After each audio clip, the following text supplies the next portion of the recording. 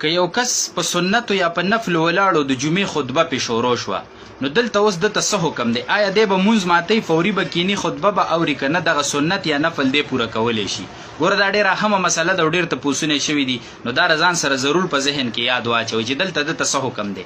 دویمه مسله دا ده که نه چې خطبه شروع ده او یو سړی لکه شروع ده او په هغه ټیم کې یو سړی په سنتو ودرېد او 4 واړه سنت یې وکړل، نو د ده دا سنت وشو که نه دي شوي وروسته بیا کوي.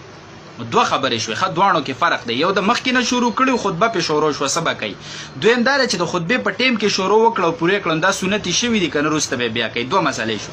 او دریمه مسله دا ده چې د ماسپښین په سنتو یو سړی ولاړ دی، جمعه نه ماسپښین په سنتو ولاړې او د ماسپښین فرض مونځ ته امام ودرېدو، نو دلته به ته دا سنت ماتې مونځ ته به ودرېږي که نه سنت پوره کولی شي. دوه شولې، درې شوې. او څلورمه خبره دا ده چې چا نه د ماسپښین سنت د جمع نه مخکې پاتې شو که نه او جمع وشول او د بیا دا سنت راګرځول، نو اول به 2 رکعاته سنت کوي که اول به 4 رکعاته کوي. ټیک شوله؟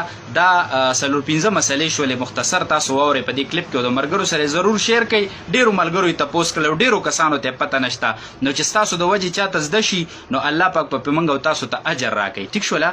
اوله مسله دا ده چې په سنتو ولاړې که نه او خطبه شروع شي یا په نفلو ولاړې، نو نفلو کې خدا خبره ده که 4 رکعاتو نیت یې تړلی بس 2 رکعاته وکړه او خبره ختمه، او که 2 یې تړلې دا 2 پوره کړه او خاموشۍ سره کښېنه خطبه واوره. خو که سنت چا شروع کړي او خطبه پې شروع شوله نو دې کې راجحه او قوي خبره دا ده چې سنت پوره کړه، سنت نیمه کې مه پرېږده، سنت پوره کړه او د هغې نه پس ډایرکټ خطبې ته خاموشۍ سره کښېنه او خطبه واوره. دا مسله شوه.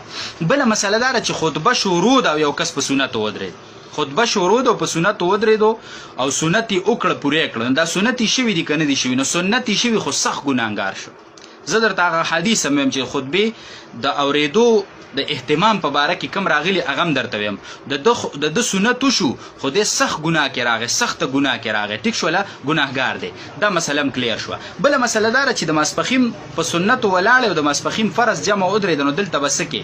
نو ګوره که چا یو رکعت کړی و که نه نو دویم دې ورسره وکړي او سلام دی وګرځئ. خو دا سنت داسې نه چې 2 اوس وکړه او بس 2 به د جمع نه وروسته وکړي، نه نه وروسته به 4 واړه راګرځئ. دا 2 سنت به نه کافي کېږي، 4 واړه به وروسته راګرځئ، دا به نفل شي.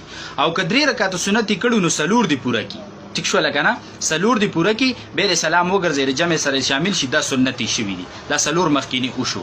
اوس مسله دا ده که یو سړي نه 4 رکعاته سنت د جمع نه مخکې پاتې شو، د ماسپښین د جمع نه پس بیا د کول نو 2 به مخکې کوي که 4 به مخکې کوي. نو دې کې که چا 2 مخکې وکړه که چا 4 مخکې وکړه نو دا ټیک دی. ښه دې کې څه مسله نه راځي، مکروهوالی هم پکې نه راځي که چا 2 مخکې وکړه که چا 4. خو ګوره بهتره دا ده که نه چې تا نه لومبنی ترتیب وران شوی نو دویم ترتیب مه ورانوه. لومبنی ترتیب دا و چې د ماسپښین د جمع نه مخکې 4 رکعات سنت وکړي، هغه ترتیب تا نه وران شو. او دویم ترتیب دا دی چې جمع پسې 2 رکعاته سنت وکړي، نو لومبنی ترتیب خو د ناسې وران شوی نو دویم ترتیب مه ورانوه. نو ښه خبره دا ده چې جمع پسې نږدې ته 2 رکعات سنت وکړي بیا پسې 4 رکعات سنت وکړي. خو که چا دې الټه وکړه ګورې څه مکروهوالی هم پکې نه راځي. صحیح شوله که نه؟ دا ضروري مسله وه. او بله دا ده که نه چې د جمعې د خطبې د اورېدلو په باره کې څه راځي؟ یو حدیث مبارک کې دا راځي، د ابوهریره صاحب روایت دی چې نبي علیه السلام فرمایي که تا یو کس ته وویل چې خاموش شه، چپ شه، نو دا هم تا عبس کار وکړو. بل کس ته غلی کو، په خپله دې خبرې وکړې. یو کس د خطبې خلاف بل کار کو، یې خبرې کولو ته وتل چې چپ شه یا سم شه، نو حدیث کې راځي دا هم تا لغوه کار وکړو، عبس کار دی وکړو. ټیک شوله که نه؟ او دویم حدیث کې څه راځي؟ دې کې سخته زوره نه راځي. د عبدالله ابن عباس رضی الله عنهما روایت دی چې نبي علیه السلام فرمایي چې چا د خطبې په ټیم کې خبرې وکړلې نو د ده مثال د هغه خر دی چې په کوم باندې کتابونه باري.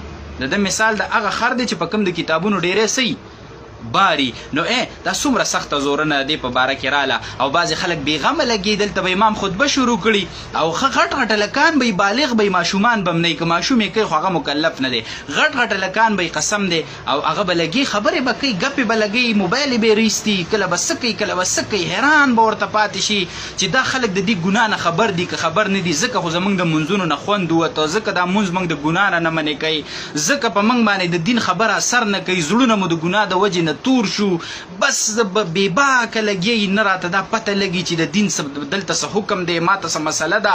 الله خو په عاجزۍ خوشحالېږي، دغه ټیم ته د الله د پیغمبر حکمونه ومنه او عاجزۍ سره کښېنه، دا خطبه واوره، څه پته لګي په دې باندې الله ستا مغفرت وکړي او بخښنه دې وکړي چې تا ته یو حکم راغلی. او په هغه ټیم کې ته دومره صبر نشي کولی چې موږ ټوله ورځ خبرې کوو، په مسجد کې موږ خبرې کوو، بار هم موږ خبرې کوو، دومره سات په منګه نه تیریږي چې د خطبه په ټیم کې من خاموش کینو خستا او په ادب سره خطبه واورو چې فرشتي په من فخر وکي الله جل شانه فخر وکي په خپل بندگانو چې زما د حکم په ټیم کې دا څومره خاموشي سره ناست او زما غا حکم سکی هغه تر سره کوي. نو برای کرم دا خبره په خپل واوري د زده کوي او دا مهر وای د دین چې دا تاسو بل ته ونه رسوي دا بل ته ورسوي چې بل په عملو کې ضرور به تاسو الله ردی اجر درکړي. څنګه چې غلطه خبره او غلطه ویډیو خلق بل ته ورسه او ستا پکې ګناه کیږي نو چې یو ښه خبره خلکو ته ورسه تعالی الله اجر درکې. نو د مرګرو سره لازمی شیر کوي. جزاکم الله خیره احسن.